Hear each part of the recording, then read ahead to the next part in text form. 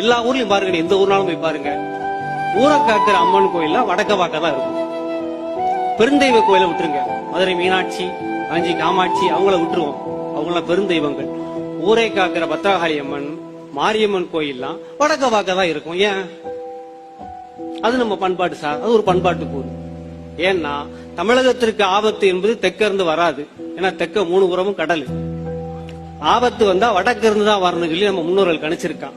அப்ப வடக்கிருந்து வருகிற ஆபத்தை அம்மன் எதிர்கொண்டு இந்த ஊரை காக்கணுக்காகத்தான் ஊரை காக்கிற அம்மனை வடக்க வாக்க வைக்கணும்.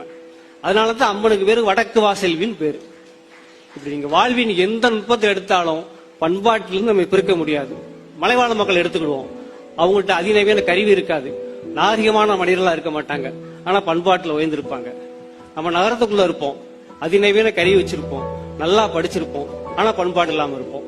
அப்ப பண்பாடு என்பது படிப்பால் வருவதல்ல.